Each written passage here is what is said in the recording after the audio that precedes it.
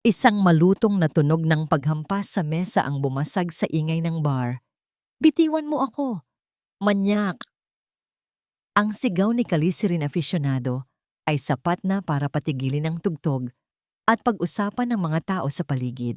Lahat ng mata ay napunta sa kanila, sa kanya, at sa lalaking nakahawak sa kanyang braso.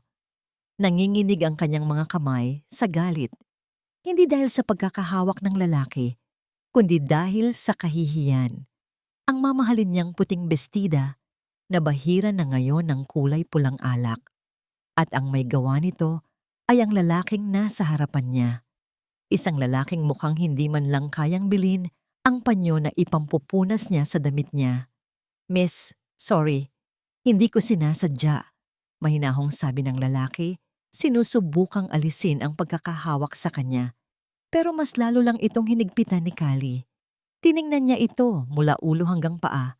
Isang murang polo shirt, kupasing pantalon, at sapatos na halatang marami ng pinagdaanan. Napakuyom ang kamao ni Kali. Ang kapal ng mukha ng isang ito, nahawakan siya. Ang kapal ng mukha niyang dumikit sa isang katulad niya. Hindi sinasadya, umalingaw-ngaw ang matalim niyang boses. "Alam mo ba kung magkano to? Siguro buong buhay mo. Hindi mo to kayang bilhin hampas lupa." Binitiwan ng lalaki ang kanyang braso. Baka sa mukha nito ang pagkagulat sa kanyang sinabi. Hindi sakit, kundi purong pagkabigla. At iyon ang mas lalong ikinainis ni Kali. Walang karapatan ang isang tulad niya na masaktan. Tinalikuran niya ito nang walang anumang paumanhin at mabilis na lumabas ng bar. Iniwan ang mga bulong-bulungan at ang lalaking nakatayo lang doon, tulala. Kinabukasan, ang init ng ulo ni Kali ay hindi pa rin na nawawala. Ang almusal sa mansyon ng mga afisyonado ay laging tahimik. Siya sa isang dulo ng mahabang mesa at ang kanyang ama, si Don Hugo afisyonado, sa kabilang dulo. Tanging ang tunog lamang ng mga kubyertos ang maririnig. Ngunit sa umagang ito, may kakaibang bigat sa hangin. Hindi man lang tumitingin sa kanya ang kanyang ama. Nakatutok lang ito sa hawak na dyaryo, pero ramdam ni Kali ang matatalim na tingin nito sa likod ng papel. "I heard what happened last night."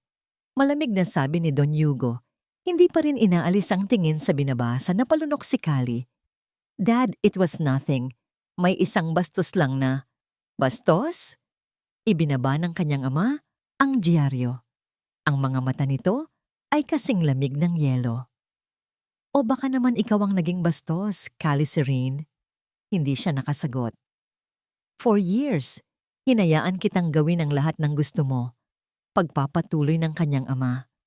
"Pero ang ipahiya ang pangalan ng pamilya natin dahil sa isang simpleng insidente? That's where I draw the line." "Dad, hindi mo naiintindihan." "Ako ang hindi nakakaintindi." Ngayon, may bahid na ng galit sa boses nito. "Pinalaki kita para maging tagapagmana, hindi para maging isang walang modong brat. Kailangan mong matuto ng leksyon." Huminga ito ng malalim. "I have made a decision. I've made a..." Kinabahan si Kali. Ang mga desisyon ng kanyang ama ay parang batas. Hindi nababali. "You are getting married." Para siyang binuhusan ng nagyayalong tubig. "What?" "No, ayokong magpakasal.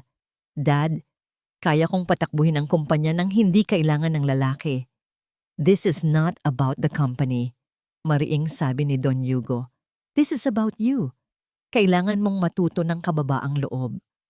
At ang lalaking pakakasalan mo, ang magtuturo niyan sa'yo." "Sino? Sinong lalaki ang tinutukoy mo?" Halos pasigaw na tanong ni Kali.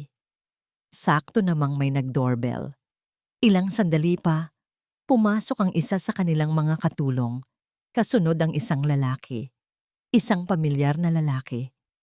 Nakatayo sa gitna ng kanilang marangyang sala, ang lalaking binuhusan niya ng alak kagabi. Ang lalaking tinawag niyang hampas lupa. Napatayo si Kali, hindi makapaniwala sa nakikita. Anong ginagawa niya rito? Ngumiti ng mapait si Don Hugo. Lumapit ito sa lalaki at tinapik ito sa balikat. Kaliserin, sabi ng kanyang ama sa formal na tono. Meet Andres Salvi, ang iyong magiging asawa. Gumuho ang mundo ni Kali. Inilabas ni Don Hugo ang isang maliit na kahon na naglalaman ng isang singsing. Isang napakagandang diamanteng singsing. Ito, isuot mo. Utos ng kanyang ama. Ang tingin ni Kali ay nagpapalipat-lipat mula sa kanyang ama, sa singsing, at kay Andres na nakayuko lang, hindi makatingin sa kanya. Ang lahat ng galit at pagkasuklam na naramdaman niya kagabi ay bumalik. 10 beses na mas matindi. Ang kahihiyan, ang insulto, ang pagtataksil ng sarili niyang ama. Mabilis niyang hinablot ang kahon. Binuksan niya ito. At walang pag-aalinlangan, ibinato niya ang singsing sa mismong mukha ni Andres.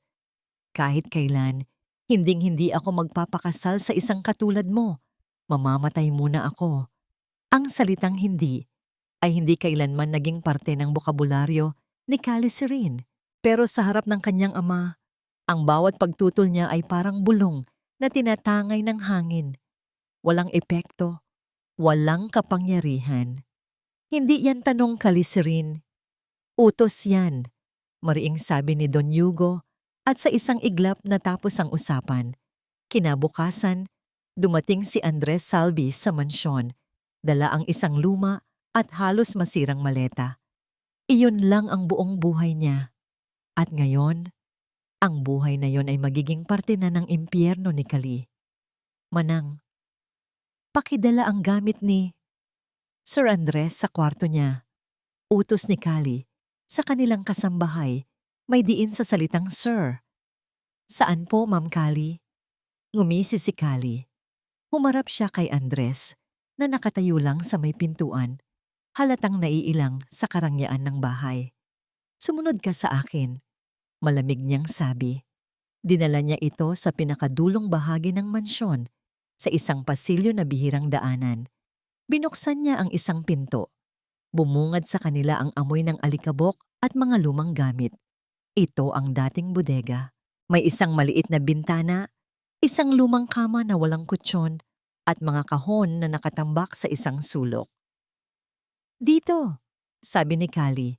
Iwinawas-iwas ang kamay na para bang nagpapakita ng isang palasyo. Dito ang kwarto mo. I think it suits you perfectly. Walang emosyon sa mukha ni Andres. Tiningnan lang nito ang paligid at dahan-dahang tumango. Okay lang, salamat. Ang simpleng sagot na yon ay mas lalong ikinainis ni Kali. Inaasahan niyang magrereklamo ito, magagalit, o magmamakaawa. Pero wala. Tinanggap lang nito ang insulto na para bang wala lang. Sa mga sumunod na araw, sinubukan ni Kali ang lahat. Inuutusan niya si Andres na gawin ang mga bagay na trabaho ng hardinero. Pinapalinis niya rito ang kanyang kotse kahit isang buti lang ng alikabok ang dumapo rito. Ngunit lahat ng iyon ay ginagawa ni Andres nang walang reklamo. Isang gabi, nag-imbita si Kali ng kanyang mga mayayamang kaibigan para mag-dinner. Isang paraan para muling ipamukha sa lahat kung sino ang nag-iisang reyna sa bahay na yon. OMG, Kali, who's that guy? Tanong ng isa niyang kaibigan, patagong itinuturo si Andres na nag-aayos ng mga halaman sa hardin. Ngumiti si Kali ng matamis, isang nangiting mapanlinlang. Ah, siya ba? Come, I'll introduce you. Tinawag niya si Andres na pumasok. Lumapit naman ito, medyo nag-aalangan.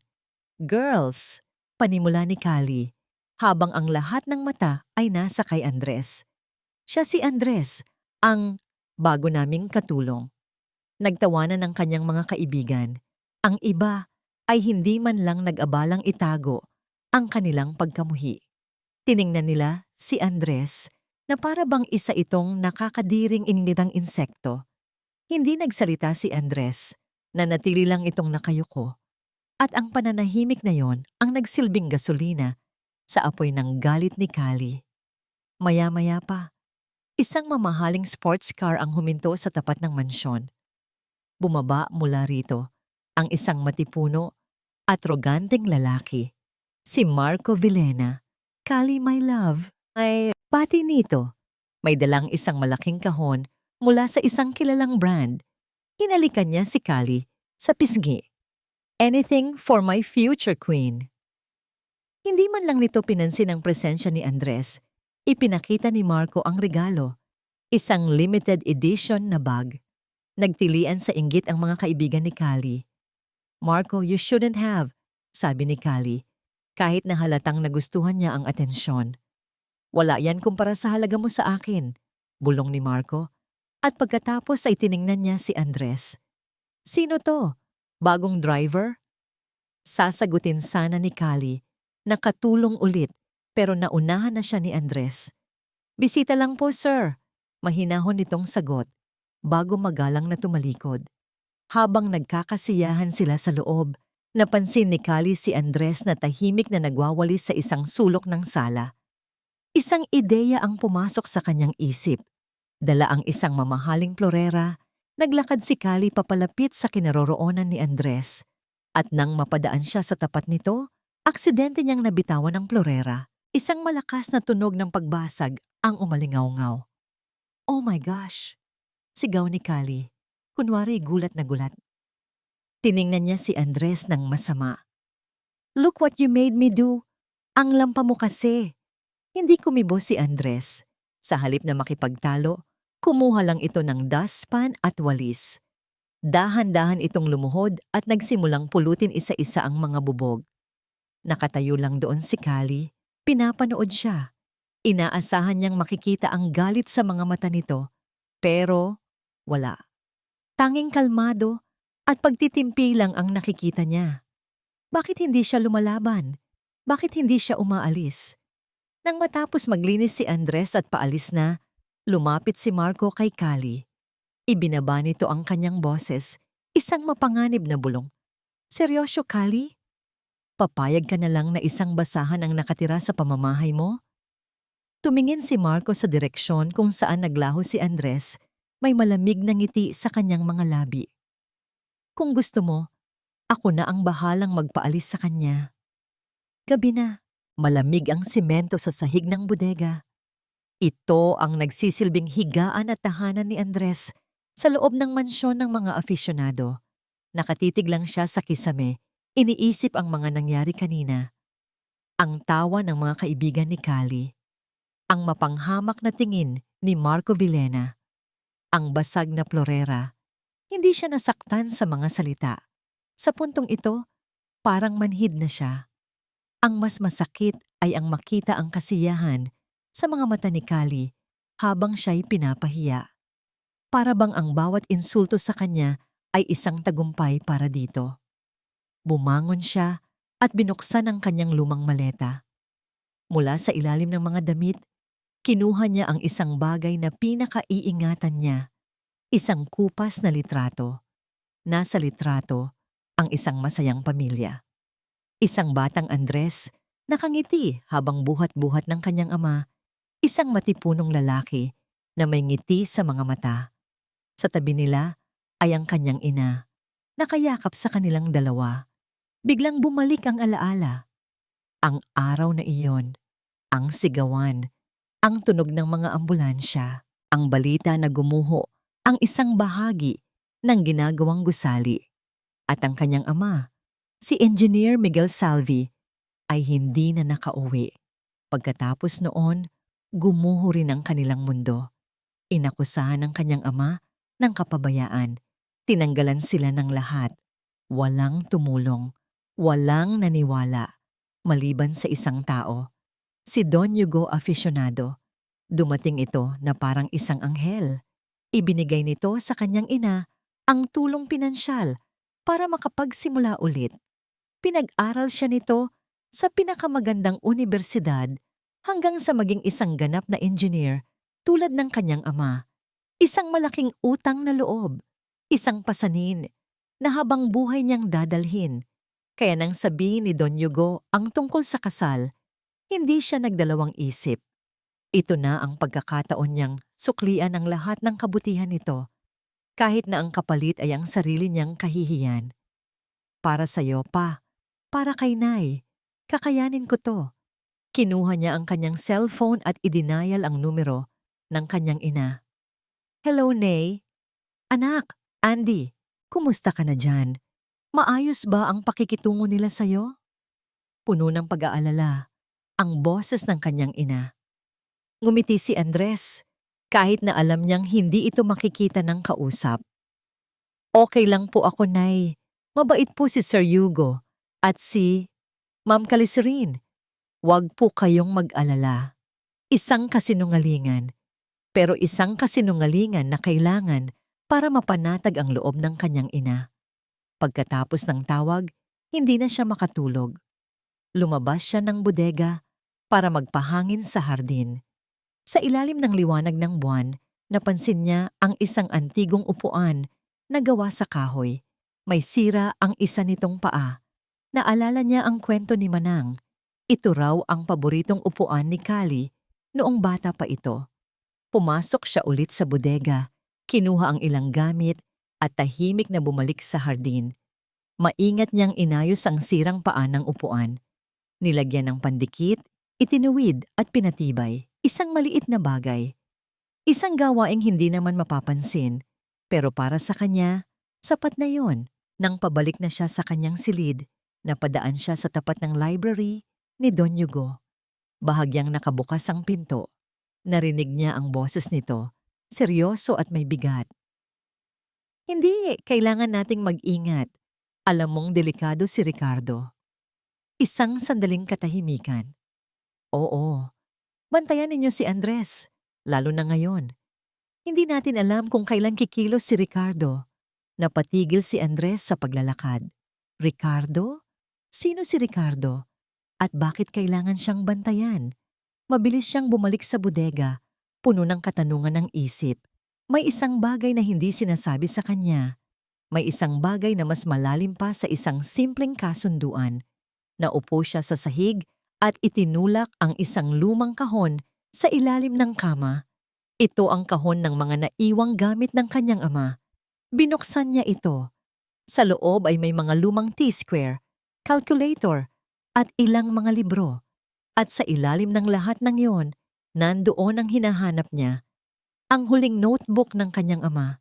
Isang technical notebook na puno ng mga kalkulasyon at sketch. Binuklat niya ito sa mga huling pahina sa mga drawing para sa proyektong naging dahilan ng kanyang kamatayan. Tinitigan niyang mabuti ang bawat linya, bawat numero. Bilang isang engineer, may napansin siyang kakaiba. May mali sa mga sukat. Pero hindi iyon ang pinakanagpagulo sa kanyang isip. Sa pinakahuling pahina, may bakas. Isang bakas ng isang punit na papel. May isang pahina na sadyang inalis mula sa notebook.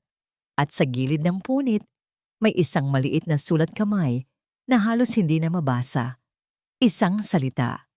Vilena. Hindi katanggap-tanggap ang proposal na Tomes Aficionado. Ang boses ni Mr.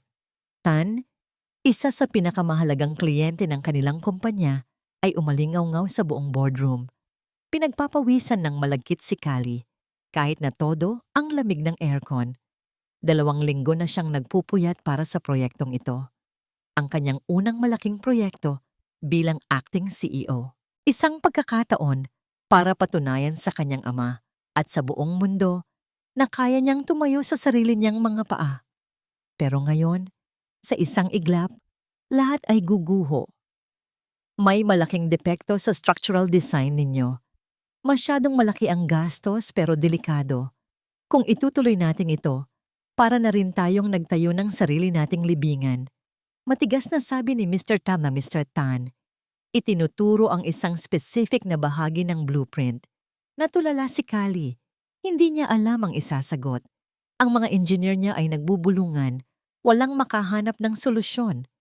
Give me 1 week, sir. We'll fix this. Pakiusap ni Kali. Kahit na alam niyang imposible iyon. Wala na tayong 1 linggo, Miss Aficionado. Bukas, pipirma na ako ng kontrata sa Vilena Corporation kung wala kayong maibibigay na solusyon. Vilena, ang pangalan na yon ay parang lason sa kanyang pandinig. Ang kumpanya ni Marco, kung mangyayari iyon, ito na ang pinakamalaking kahihiyan Sa buong buhay niya, sakto namang bumukas ang pinto ng boardroom. Pumasok si Andres, may dalang isang folder. Inutusan siya ni Kali kanina na kunin ang ilang dokumento sa opisina niya. Sorry sa abala, mahinang sabi ni Andres, at akmang aalis na nang mapansin niya ang blueprint na nakalatag sa mesa. Huminto siya. Tinitigan niya itong mabuti. Anong tinitingin-tingin mo dyan? Masungit na tanong ni Kali, naiinis sa interruption. Hindi siya pinansin ni Andres. Dahan-dahan itong lumapit sa mesa. Sir, ma'am, excuse me po. Lahat ay napatingin sa kanya. Si Mr. Tan ay nagtaas ng kilay. Kung ia-apply po natin ang retrofitting technique gamit ang carbon fiber reinforced polymers, panimula ni Andres, itinuturo ang problemadong bahagi ng disenyo. Mas mapapatibay natin ang pundasyon nang hindi na kailangang baguhin ang buong plano. Makakatipid tayo ng at least 30% sa gastos at mas magiging ligtas pa ang istruktura. Natahimik ang buong kwarto. Ang mga engineer ni Kali ay napatingin sa isa't isa. Pagkatapos ay tumango-tango, sumasang-ayon sa sinabi ni Andres. Si Mr. Tan ay napatayo. Tiningnan niya si Andres mula ulo hanggang paa. Pagkatapos ay tumingin kay Kali na may bagong paghanga sa kanyang mga mata. Sino ang binatang ito, Miss Aficionado? Hindi alam ni Kali ang sasabihin. Si Andres, ang hampas lupa, ang katulong, ang lalaking araw-araw niyang minumura. Ngayon ay nasa harapan niya at kakaligtas lang sa kanyang karera. He's my consultant. Ang tanging lumabas sa bibig ni Kali. Ngumiti ng malapad si Mr. Tan. Well, your consultant just saved this project. Deal closed, Miss Aficionado. Sa inyo ang proyekto. Nang gabing iyon, hindi mapakali si Kali. Paulit-ulit na naglalaro sa isip niya ang nangyari. Ang talino ni Andres, ang respeto sa mga mata ni Mr. Tan, ang katotohanang iniligtas siya nito. Uminom siya ng gamot at nahiga. Masama ang kanyang pakiramdam. Nilalagnat yata siya dahil sa stress. Sa kalagitnaan ng gabi, nagising siya.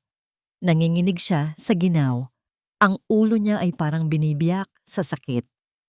Sinubukan niyang bumangon para kumuha ng tubig, pero nahilo lang siya at napahiga muli. Pumikit siya. Handa nang magpatalo sa sakit. Maya-maya, naramdaman niya ang pagbukas ng pinto ng kanyang kwarto.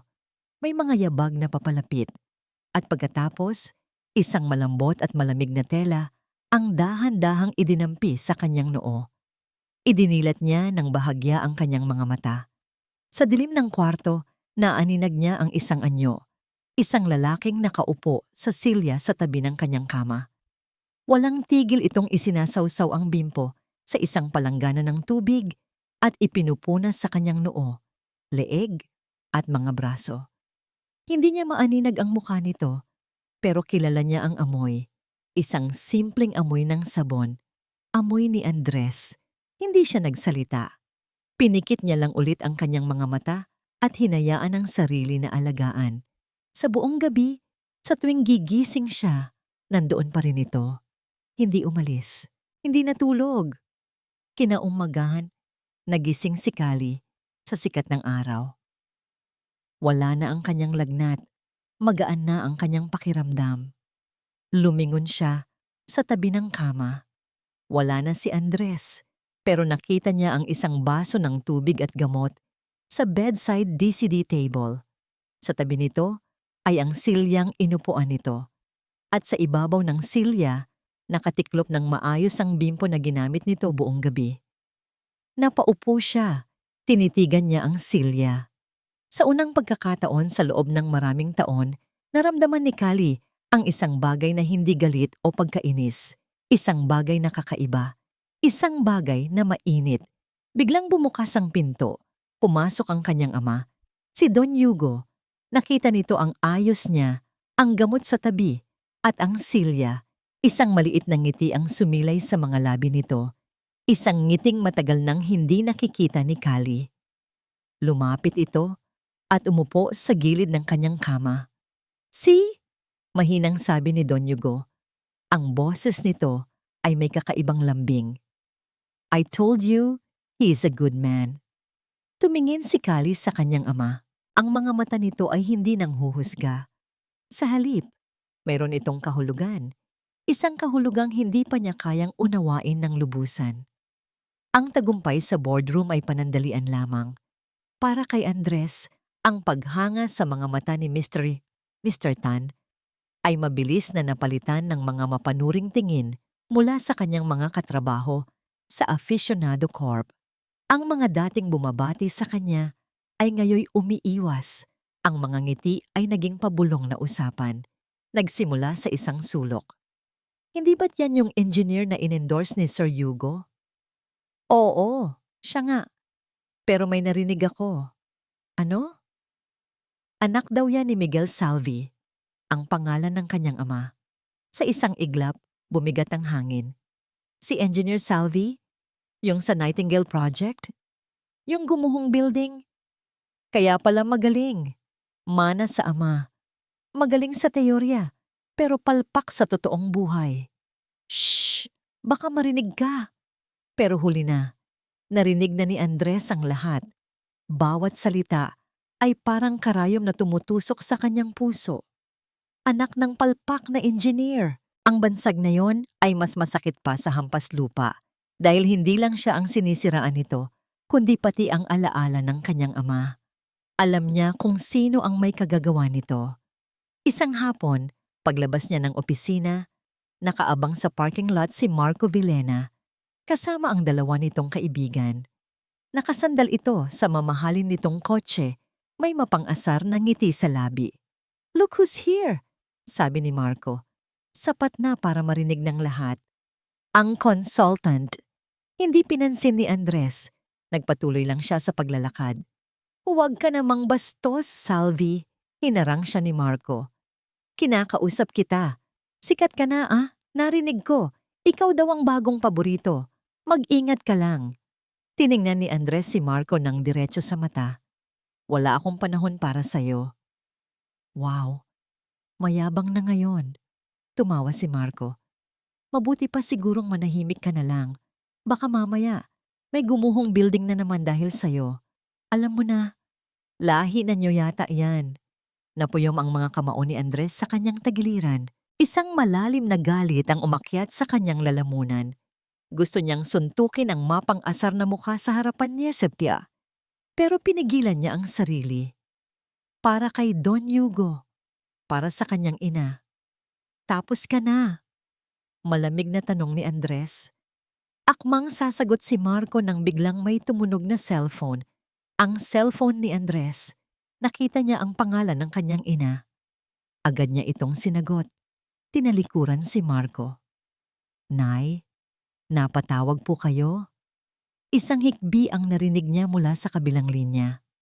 Anak, totoo ba ang mga naririnig ko dito? Umiiyak na, sabi ng kanyang ina. Siniraan na naman nila ang papa mo. Sinasabi nilang, hindi na nito matapos ang sasabihin. Gumuho ang mundo ni Andres. Umabot na pala sa kanilang probinsya. Ang kasinungalingang pilit nilang ibinabaon ay muling hinuhukay. At ang kanyang ina, na matagal nang sinisikap bumangon, ay muling nasasaktan. Nay, hindi po totoo yan, dong po totoo yan. Nay, makinig po kayo. Ano to, Salvi? Nagre-report sa nanay? Pang-aasar ni Marco mula sa kanyang likuran. Inagaw nito ang cellphone mula sa kanyang kamay. Hoy, matanda. Sigaw ni Marco sa cellphone. Kung ako sa'yo, pagsabihan mo yang anak mo na umayos. Baka gusto niyong mabaon ulit sa utang. Ibalik mo sa akin yan, sigaw ni Andres. At sa unang pagkakataon, itinulak niya si Marco. Pero dalawa ang kasama ni Marco. Hinawakan siya ng mga ito sa magkabilang braso. Hindi siya makapalag. Ano? Lalaban ka? Hamon ni Marco. Itinataas ang cellphone. Anong gagawin mo Hampas lupa? Mr. Villena. Isang boses. Malamig. Pamilyar. Napalingon silang lahat. Doon, nakatayo sa entrance ng parking lot ay si Kalisi rin. Nakataas ang isang kilay. Ang mga matay parang matalim na punyal. Binitiwan ng mga kaibigan ni Marco si Andres. Kali, my love, napadaan ka. Biglang nagbago ang tono ni Marco. Hindi siya pinansin ni Kali. Ang tingin niya ay na kay Andres, na inaayos ang nagusot na damit. Naglakad si Kali palapit sa kanila. Huminto siya sa tabi ni Andres. Tiningnan niya si Marco. "He's with me," matigas niyang sabi. "May problema ba?" Natigilan si Marco. "Wala, Kali. Nagkakamustahan lang kami nitong kaibigan mo." Kinuha ni Kali ang cellphone mula sa kamay ni Marco. Ibinigay niya ito kay Andres. "Let's go," sabi niya kay Andres. Hindi pa rin inaalis ang masamang tingin kay Marco. At pagkatapos, nagsimula siyang maglakad. Sumunod si Andres, gulong-gulo ang isip. Bakit? Bakit ginawa yon ni Kali? Nang gabing iyon, hindi na naman makatulog si Andres. Ang pagtatanggol ni Kali, ang iyak ng kanyang ina, ang pangalan ng kanyang ama, lahat ay naghahalo sa kanyang isipan. Muli, pinuksan niya ang kahon ng mga gamit ng kanyang ama. Kinuha niya ang notebook. Paulit-ulit niyang tiningnan ang mga huling pahina. Umaasang may makikitang hindi niya napansin noon. Pinagmasdan niyang mabuti ang pahinang may punit. Hinaplos niya ang magaspang na gilid nito. Tila may isinulat dito na pilit na itinago. Itinapat niya ang pahina sa ilaw ng kanyang maliit na lampara. At doon, sa pinakailalim na bahagi ng papel, sa gilid ng punit, may nakita siyang marka ng ballpen na halos nabura na. Isang bakas ng sulat mula sa pahinang pinunit. 2 salita. Vilena, substandard materials. Ang gabi ay malalim na. Pero ang isip ni Calicirin ay gising na gising. Ang imahe ni Andres na pinagtutulungan sa parking lot. Ang tapang sa mga mata nito habang tinitiis ang lahat. Ang pagtatanggol niya rito, isang bagay na hindi niya inaasahang gagawin. Bakit niya ginawa iyon? Dahil ba sa awa? Dahil ba ayaw niyang mapahiya sa harap ni Marco? O dahil sa isang bagay na mas malalim, isang bagay na hindi pa niya kayang aminin sa sarili? Napabangon siya. May mali. Ang buong sitwasyon ay mali. Ang pagpilit ng kanyang ama sa kasal, ang biglaang pag-atake ni Marco kay Andres, at ang pangalang Vilena na paulit-ulit niyang naririnig. Kailangan niyang malaman ang totoo. Alam niya kung saan magsisimula. Ang opisina ng kanyang ama. Ang lugar na yon ay parang isang kuta. Puno ng mga sekretong hindi kailanman ibinabahagi sa kanya. Patay na ang lahat ng ilaw sa mansyon. Dahan-dahan siyang bumaba. Bawat hakbang ay maingat, bawat anino ay kanyang pinagmamasdan. Huminto siya sa tapat ng malaking pinto na gawa sa narra. Ang opisina. Kinapa niya ang isang maliit na susi na nakatago sa ilalim ng paso ng halaman sa tabi ng pinto. Ang duplicate key na ipinagawa niya noong teenager pa siya. Isang maliit na pagre-rebelde na ngayon ay may mas malaking pakinabang. Pinihit niya ang susi, bumukas ang pinto nang walang tunog. Sa loob, ang tanging liwanag ay mula sa buwan na tumatagos sa malaking bintana. Ang amoy ng lumang libro at tabako ay bumalot sa kanya. Naglakad siya papunta sa mesa ng kanyang ama. Maraming mga folder, pero walang kakaiba. Pagkatapos, napansin niya ang isang bagay na hindi niya inaasahan. Sa likod ng isang malaking painting sa dingding, may isang maliit na bakal. Isang safe. Kinabahan si Kali. Ano ang tinatago ng kanyang ama? Sinubukan niya ang pinakahalatang kombinasyon. Ang birthday niya. Mali. Ang birthday ng kanyang yumaong ina. Mali. Napaisip siya. Anong bagay ang pinakamahalaga sa kanyang ama? Ang kumpanya. At ang pangalan na laging bukang bibig nito kapag pinag-uusapan ang pinagmulan ng kanilang yaman. Project Nightingale. Ang unang malaking proyekto na nagpasikat sa Aficionado Corporation. Dahan-dahan niyang ipinasok ang mga numero na katumbas ng mga letra. NIGHTINGALE. Isang mahinang tunog. Bumukas ang safe. Nanginginig ang mga kamay ni Kali habang kinukuha ang nag-iisang folder sa loob. Makapal ito at may nakasulat sa labas. Ang pangalan din ng proyekto. Umupo siya sa silya ng kanyang ama at binuksan ito. Ang unang dokumento ay isang kontrata, isang marriage contract sa pagitan nila ni Andres. Pero hindi ito ordinaryong kontrata. Puno ito ng mga legal terms, pero ang isang clause sa pinakababa ang kumuha ng kanyang atensyon. In the event of Don Hugo Aficionado's untimely demise, 50% of Aficionado Corporation's shares will be temporarily transferred to Mr. Andres Salvi to be held in trust for Calisirin Aficionado until all threats against her and the company are neutralized. Napakunot ang noo niya. Bakit? Bakit ibibigay sa isang hampas lupa ang kalahati ng kanilang yaman? Binuklat niya ang mga sumunod na pahina. Mga lumang dokumento, isang police report, at isang pribadong investigasyon na may petsang 10 taon na ang nakalipas. Tungkol ito sa aksidente sa Nightingale Project. At doon, nabasa niya ang lahat. Ang orihinal na report na nagsasabing ang sanhi ng pagguho ay ang paggamit ng substandard na materyales. Ang pangalan ng supplier ng mga materyales na yon, Villena Construction Supplies, pag-aari ng ama ni Marco, si Don Ricardo Villena. Nabasa niya ang pangalan ng head engineer na pilit na tumutol sa paggamit ng mga materyales pero tinakot at pinagbantaan ng pamilya. Engineer Miguel Salvi, ang ama ni Andres at ang pinakagimbal-gimbal sa lahat. Isang sworn statement mula sa isang testigong hindi na natuloy tumestigo dahil bigla itong nawala. Sinabi nitong si Andres, na bata pa noon at naghahatid ng merienda para sa kanyang ama, ay naroon mismo sa site bago mangyari ang aksidente. Nakita raw nito ang pag-uusap ni Don Ricardo at ng kanyang ama. Si Andres ang nag-iisang saksi na maaaring nakarinig sa buong usapan, kahit na marahil ay hindi niya ito naintindihan noon. Ang kasal, ang pagprotekta, ang lahat ay biglang nagkaroon ng kahulugan. Hindi ito parusa.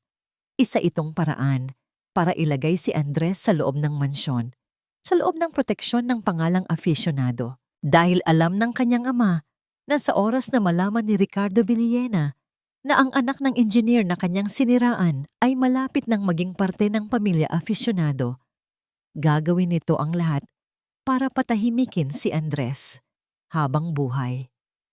This is not a punishment. Bulong ni Cali sa sarili.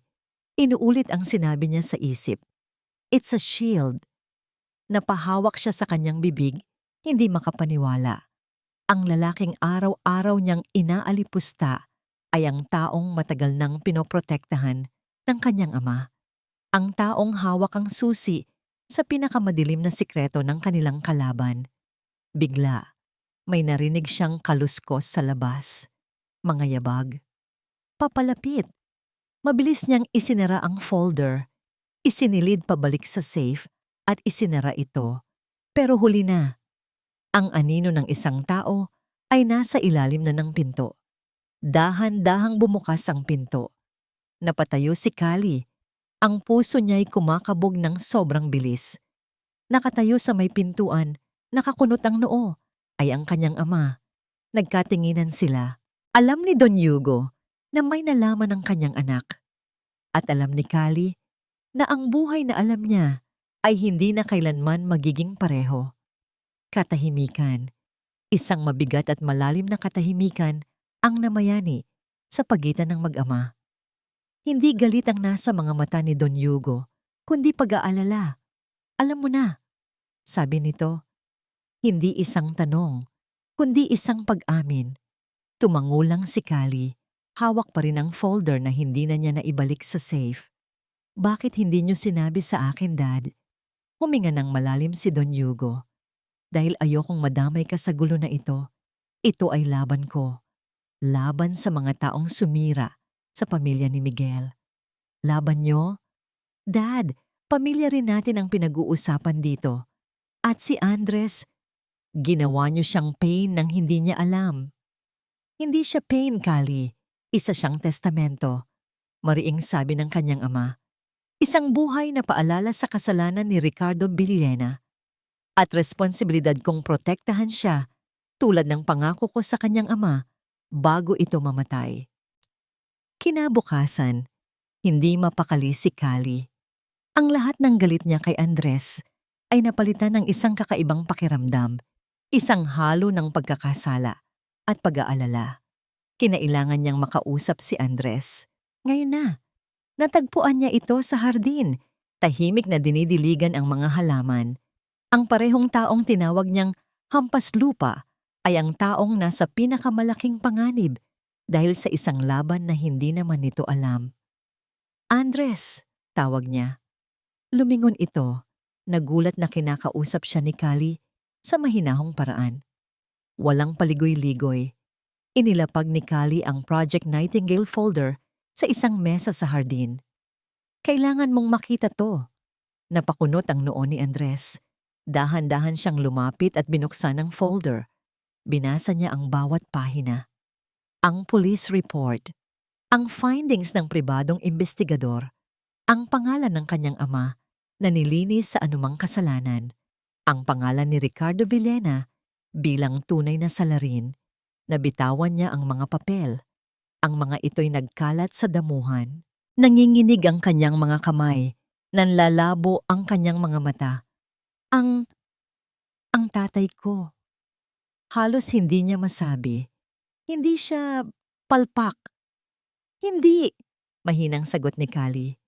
Bayani ang tatay mo. At ikaw ang dahilan kung bakit natatakot si Ricardo Villena hanggang na ngayon. Ikinuwento ni Kali ang lahat ng nalaman niya. Ang tungkol sa pagiging saksi niya noong bata pa siya. This is why my father forced us together. Pag-amin ni Kali. Sa wakas ay tinitingnan si Andres ng diretso sa mga mata. Walang bahid ng pagmamataas. It's not a punishment. It's a shield. Sapo ni Andres ang kanyang ulo, gulong-gulo. Ang buong buhay niya, ang kahihiyang dinadala ng kanyang pamilya, lahat ay base sa isang malaking kasinungalingan. Kaya pala, bulong niya sa sarili. Kaya pala laging sinasabi ni Don Hugo na mag-ingat ako. Umupo si Kali sa tapat niya. Sa unang pagkakataon, nakita niya ang totoong Andres, isang anak na nasasaktan, hindi isang utusang walang pakiramdam. Kailangan nating mahanap ang kulang na piraso, sabi ni Kali. Ang pahinang pinunit mula sa notebook ng tatay mo. Iyon ang magiging huling pako sa kabaong ni Ricardo. Tumingin si Andres kay Kali. Wala na ang dating matapobreng babae. Sa harapan niya ngayon ay isang kakampi. Isang taong handang tumulong sa kanya. Tumango si Andres, may bagong determinasyon sa kanyang mga mata. Kinuha niya ang kamay ni Kali, isang kilos na hindi inaasahan ng dalaga. Gagawin natin to ng magkasama, sabi ni Andres. Ang boses ay matatag na ngayon. Para sa tatay mo, dugtong ni Kali. At para sa pamilya mo, pagtatapos ni Andres. Sa ilalim ng araw, sa gitna ng hardin, isang alyansa ang nabuo. Hindi na sila si Calisirin Aficionado, ang mayaman na tagapagmana, at si Andres Salvi, ang hamak na engineer. Sila na ngayon ay magkakampi. Pinulot nila ang mga nagkalat na papel at bumalik sa loob. Magkasama nilang pinag-aralan ng notebook. Villena, substandard materials, basa ni Andres sa bakas ng sulat. Kailangan nating malaman kung anong eksaktong materyales ang tinutukoy dito. Habang abala sila sa pag-aaral, biglang nag-vibrate ang cellphone ni Andres. Isang text message mula sa isang unknown number. Binuksan niya ito. 2 pangungusap lang ang nakasulat. Alam ko ang totoo sa pagkamatay ng tatay mo. Magkita tayo. Huwag kang pupunta. Ito ang unang sinabi ni Kali matapos basahin ang text message. Ang kanyang boses ay puno ng pag-aalala. Patibong yan, Andres. Masyadong halata. Pero paano kung hindi? Sagot ni Andres, ang puso niya ay naghahalo sa pag-asa at takot. Paano kung ito na yung sagot na hinihintay natin? Hindi ko kayang palampasin to, Kali. Sinubukan siyang pigilan ni Kali, maging ni Don Hugo. Ngunit ang desisyon ni Andres ay buo na. Ang pangako ng pagbibigay hustisya sa kanyang ama ay mas malakas kaysa sa anumang panganib. Ang lugar ng pagkikita ay sa isang construction site sa labas ng syudad, gabi.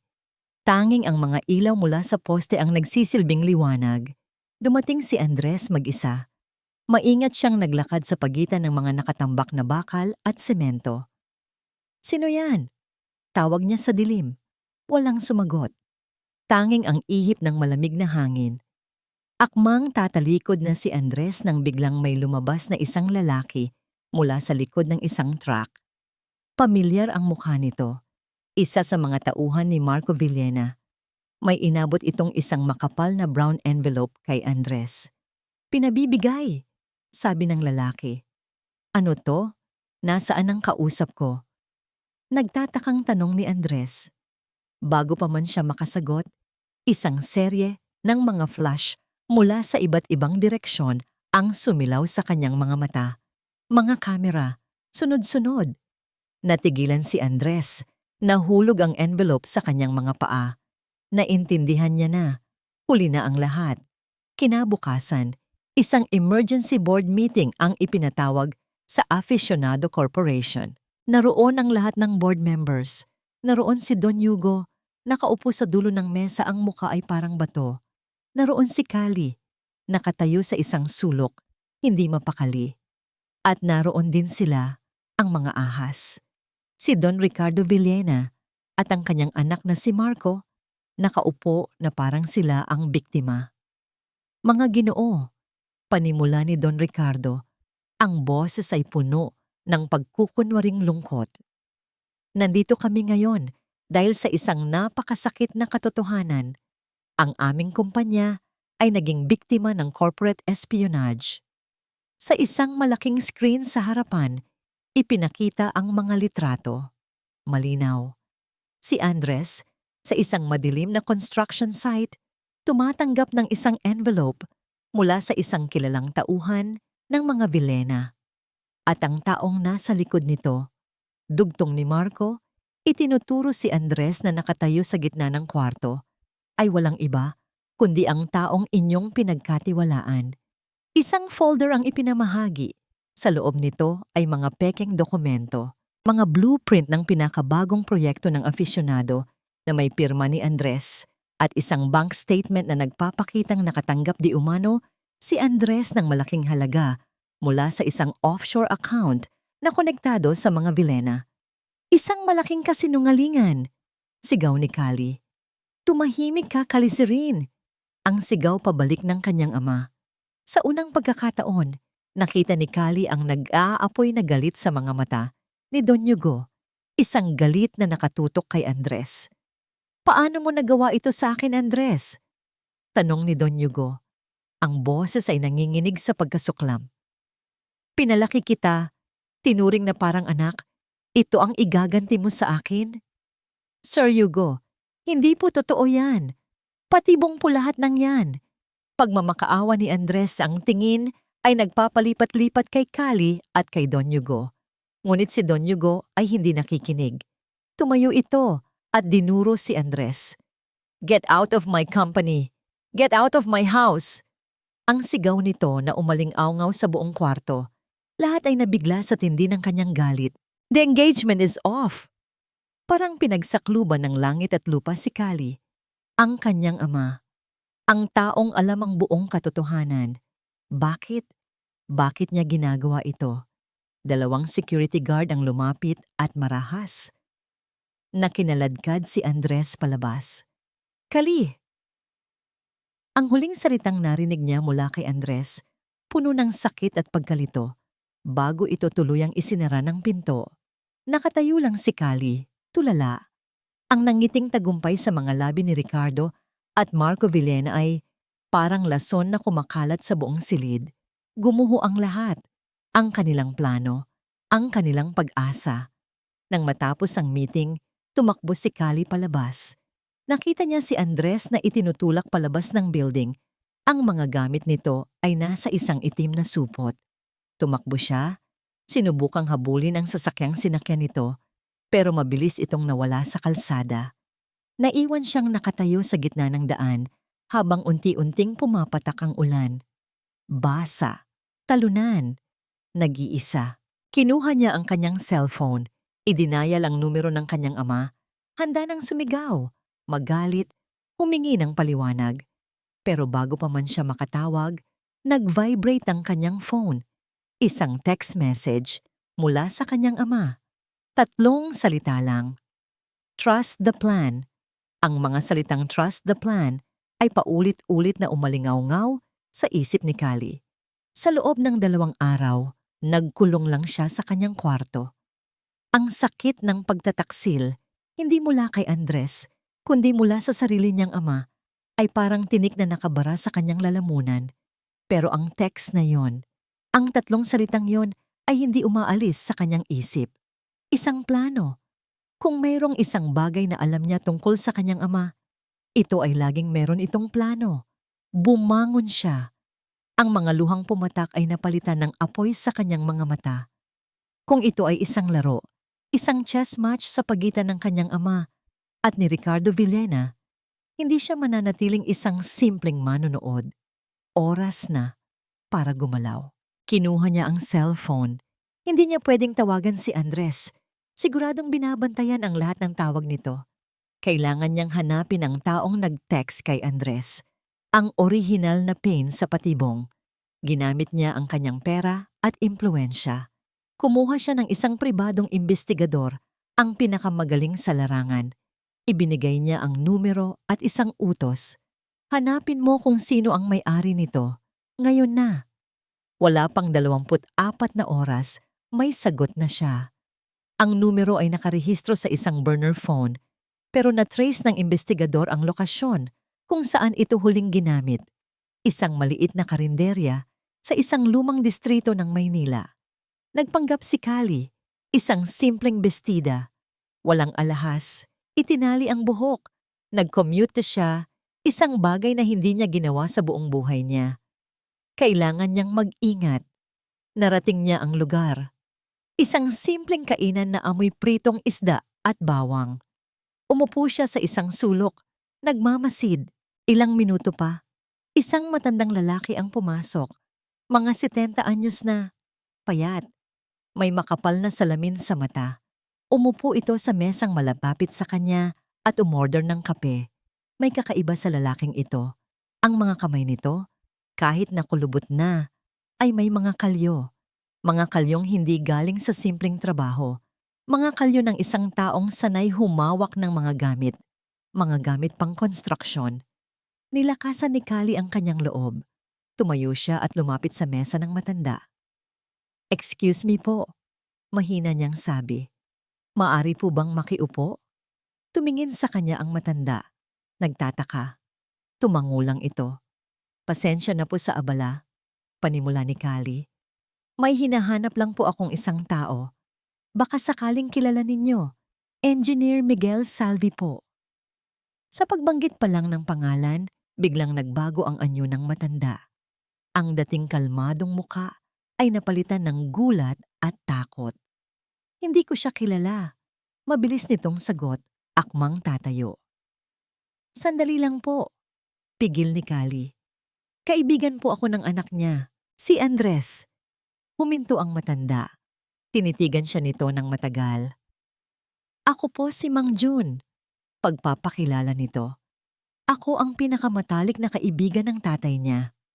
Sa loob ng sumunod na oras, ikinuwento ni Mang Jun ang lahat.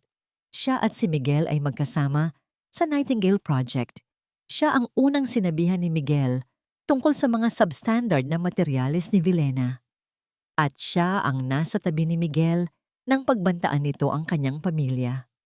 Naging duwag ako. Pag-amin ni Mang Jun, nangingilid ang mga luha. Pagkatapos mamatay ni Miguel, tinakot ako ni Ricardo. Sinabihan niya akong manahimik kung ayaw kong sumunod sa kaibigan ko. Kaya sa loob ng 10 taon, nabuhay ako sa takot. "Bakit po ngayon?" tanong ni Kali. "Dahil nalaman kong ang anak ni Miguel ay mapapangasawa ng isang afisyonado," sagot nito. Naisip ko, ito na ang pagkakataon. May kakampi na siya. May proteksyon, kaya sinubukan kong makipag-ugnayan sa kanya. Pero mali ako. Mas tuso pala si Ricardo. Hindi pa huli ang lahat, Mang June, sabi ni Kali. Anong magagawa natin? Wala na tayong ebidensya. Ngumiti si Kali. Meron po, pero kulang. At kayo po ang makakatulong sa amin na mabuo ito. Dinukot ni Mang June ang kanyang pitaka. Mula sa isang lihim na lagayan, kinuha niya ang isang maliit na katupi at naninilaw na piraso ng papel. Bago mamatay si Miguel, ibinigay niya ito sa akin. Sabi nito habang inaabot kay Kali. Ang orihinal na delivery receipt. Ang pahinang pinunit niya mula sa kanyang notebook. Binuksan ito ni Kali. Naroon ang lahat. Ang listahan ng mga substandard na materyales, ang petsa, at sa pinakailalim, isang pirma. Isang malinaw na pirma na nagpapatunay na tinanggap at inaprubahan ang mga materyales na yon. Ang pirma ni Don Ricardo Villena. Ipaglalaban ko siya, sabi ni Kali, habang hawak ng mahigpit ang papel. Ang boses niya ay puno ng determinasyon. Ipaglalaban ko ang hustisya para sa tatay niya. Habang pabalik siya sa kanyang sasakyan, nag-vibrate ang kanyang cellphone. Isang news alert. Villena Corporation, magdaraos ng isang malaking press conference bukas para sa anunsyo ng kanilang pinakabagong groundbreaking project. Napangisi si Kali. Isang press conference, isang entablado, isang perpektong lugar para sa huling akto. Alam na niya ang kanyang gagawin. Ang ballroom ng isang grand hotel ay puno ng mga camera, reporters, at mga maimpluwensyang tao. Sa entablado, sa ilalim ng matinding liwanag, nakatayo si Don Ricardo Villena. Ang kanyang ngiti ay abot hanggang tenga. Sa tabi niya ay ang kanyang anak na si Marco. Today, panimula ni Don Ricardo sa mikropono, ang boses ay umaalingaw-ngaw sa buong silid. Marks a new era for Villena Corporation, isang proyekto na hindi lang magpapabago sa mukha ng syudad, kundi magpapatunay din na ang aming kumpanya ay nakatayo sa pundasyon ng integridad at tiwala. Nagpalakpakan ang mga tao. Habang abala si Ricardo sa kanyang talumpati, sa likod ng ballroom, isang pamilyar na anino ang dahan-dahang naglalakad. Si Kalisirin Aficionado. Ang kanyang dating mapagmataas na tindig ay napalitan ng isang tahimik na kumpiyansa. Bawat hakbang niya ay may bigat. Bawat tingin niya ay may layunin. At bilang patunay sa aming dedikasyon sa kalidad, pagpapatuloy ni Ricardo, nais naming ipaalala sa lahat ang isang malungkot na insidente na kinasangkutan ng aming katunggali. Ang insidente kay Mr. Andres Salvi, isang patunay na hindi kami kailanman magpapabaya sa aming mga pamantayan. Ito na ang hudyat. Talaga ba? Mr. Villena, isang boses ang bumasag sa kanyang talumpati. Isang boses ng babae. Mula sa gitna ng audience, lahat ay napalingon. Dahan-dahang naglakad si Kalisirin papunta sa harapan, hawak ang isang mikropono na kinuha niya mula sa isang sound technician. Ang mga kamera ay mabilis na lumipat sa kanya. Kali, what is the meaning of this? Gulat na tanong ni Ricardo. Ngumiti si Kali. Nandito lang ako para klaruhin ang ilang bagay. Sinabi niyo, integridad at tiwala? Pag-usapan natin ang integridad. Tumingin siya sa malaking screen sa likod ni Ricardo. Pakiplay ang video. Sa utos niya, ang logo ng Villena Corp. Sa screen ay napalitan ng isang video. Isang video ni Mang June. Umiiyak ito habang ikinukwento ang buong katotohanan tungkol sa Nightingale Project. Ang pananakot, ang paggamit ng substandard na materyales, ang pagkamatay ng kanyang kaibigan na si Miguel Salvi. Nanlaki ang mga mata ni Ricardo. Sinungaling, gawa-gawa lang yan. Talaga? Tanong ulit ni Kali. Kung ganoon, baka ito ay hindi gawa-gawa. Sa screen, sumunod na lumabas ang isang high-resolution na imahe ng delivery receipt. Ang pirma ni Ricardo Villena ay pinalaki. Malinaw na malinaw. Nagkagulo ang mga reporters. Ang mga flash ng camera ay sunod-sunod na kumislap sa mukha ni Ricardo na ngayon ay namumutla na. At tungkol naman kay Andres Salvi, pagpapatuloy ni Kali, ang taong siniraan ninyo, ang taong pinagplanuhan ninyo. Sa puntong yun, bumukas ang pangunahing pinto ng ballroom. Pumasok si Andres Salvi, pero hindi siya nag-iisa. Sa tabi niya, nakatayo ng buong pagmamalaki ay si Don Hugo Aficionado. At sa likod nila, dalawang unipormadong pulis. Gumuho ang mundo ni Ricardo. "You fell right into my trap, Ricardo," sabi ni Don Hugo. Ang boses ay kalmado pero puno ng bigat. "I needed you to be overconfident. Kailangan kong isipin mo na nagtagumpay ka na." Ipinakita ni Don Hugo sa lahat ang isang recording. Ang usapan nila ni Andres matapos itong itaboy sa opisina. "Kailangan nilang maniwala, Andres," sabi ni Don Hugo sa recording. "Kailangan nilang isipin na galit ako sa'yo para mailabas nila ang kanilang huling alas, para makuha natin sila ng tuluyan." Lahat ay nalinawan. Ang galit ni Don Hugo, ang pagtataboy kay Andres, lahat ay isang malaking palabas, isang napakagandang pag-arte. "This is all a lie. Frame up!" Huling sigaw ni Ricardo. Ngunit huli na. Lumapit na ang mga pulis. "Don Ricardo Villena," sabi ng isa sa mga pulis habang ipinoposas ang kanyang mga kamay. "Inaaresto ka namin sa salang murder, falsification of documents at perjury." Kinaladkad ng mga pulis si Ricardo at Marco na ngayon ay iyak ng iyak palabas ng ballroom. Ang kanilang paghahari ay tapos na. Sa gitna ng kaguluhan, ng mga flash ng camera at ng mga tanong ng reporter, ang tanging nakikita lang ni Andres ay si Kali. At ang tanging nakikita lang ni Kali ay si Andres. Lahat ng harang sa pagitan nila, ang pera, ang pangalan, ang mga kasinungalingan ay nawala na. Naglakad si Andres palapit sa kanya. Dahan-dahan. Huminto siya sa harapan ni Kali. Sa gitna ng lahat, sa harap ng buong mundo, kinuha niya ang kamay nito. "Tapos na," bulong ni Andres. Ang boses ay puno ng pasasalamat, paghanga, at isang damdaming mas malalim pa. Tumango si Kali. Ang mga matay nangingilid sa luha ng tagumpay. Tapos na. Ilang linggo matapos ang eskandalo, unti-unting bumalik sa normal ang lahat, pero isang bago at mas magandang normal. Isang hapon, ipinatawag ni Don Hugo si Kali sa kanyang opisina. Hindi na ito ang malamig at striktong ama na kanyang kinagisnan. Ang mga mata nito ngayon ay puno ng init at pagmamalaki. "Kali, panimula nito. May isang bagay akong hindi nasabi sa'yo." Ikinuwento nito kung paanong ang pagkamatay ng ina ni Kali ang nagpabago sa kanya. Ang takot na baka mawala rin si Kali ang nagtulak sa kanya na maging malupit, na itulak ito palayo para maging matatag. "Akala ko, kapag tinuruan kitang maging matigas, mapoprotektahan kita. Pero mali ako." Pag-amin ni Don Hugo, ang boses ay bahagyang nanginginig.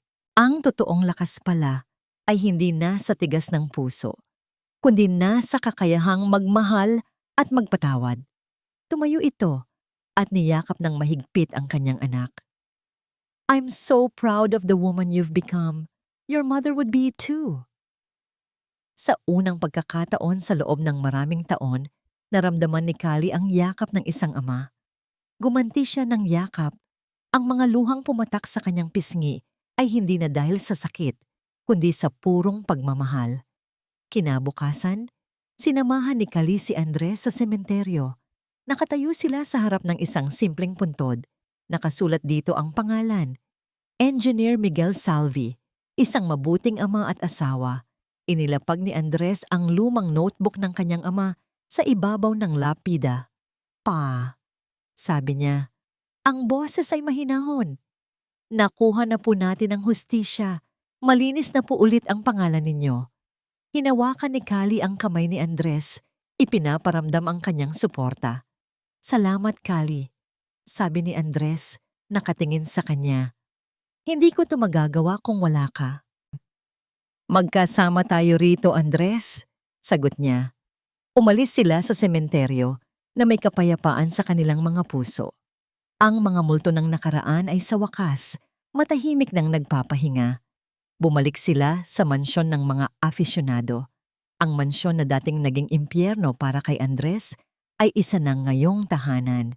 Tumayo sila sa hardin, sa parehong lugar kung saan nabuo ang kanilang alyansa. Ang hangin ay sariwa. Ang araw ay yapalubog na. Nag-iiwan ng kulay kahel at rosas sa kalangitan. Kali, sabi ni Andres, humarap ito sa kanya. Seryoso ang kanyang mga mata.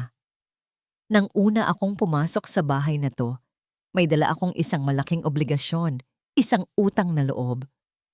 Pero ngayon, hinawakan niya ang dalawang kamay ni Kali. Wala na yon. Tapos na ang lahat. Huminga siya ng malalim. Hindi na ito pagbabayad ng utang na loob. Hindi na rin ito kontrata. Tinitigan niya si Kali ng diretso sa mata. Ang puso niya'y nasa kanyang mga salita. Mahal kita, Kali. Mahal na mahal kita.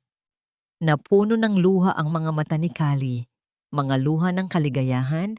Ang babaeng inakala niyang hindi na kailanman marunong magmahal ay natagpuan ng pag-ibig sa taong hindi niya inaasahan. Ngumiti siya, isang ngangiting totoo at walang pagkukunwari.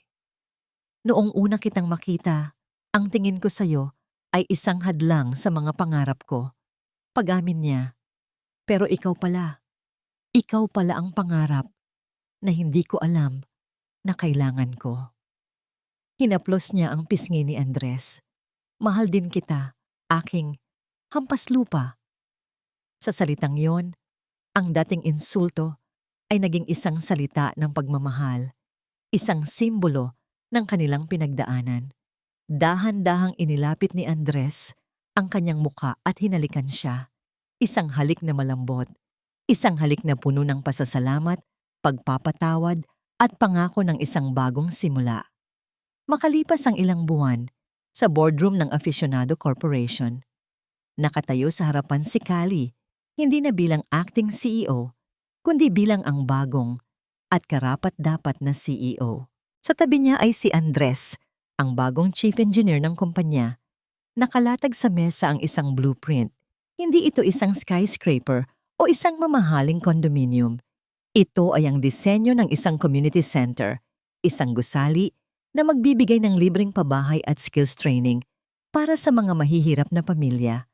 Ang unang proyekto nila bilang magkasama. Tiningnan ni Andres si Kali, may mapaglarong ngiti sa kanyang mga labi. Ready, Ma'am CEO? Ngumiti pabalik si Kali, isang ngangiting puno ng pag-ibig at pag-asa. Hinawakan niya ang kamay nito sa ilalim ng mesa. Ready, my love?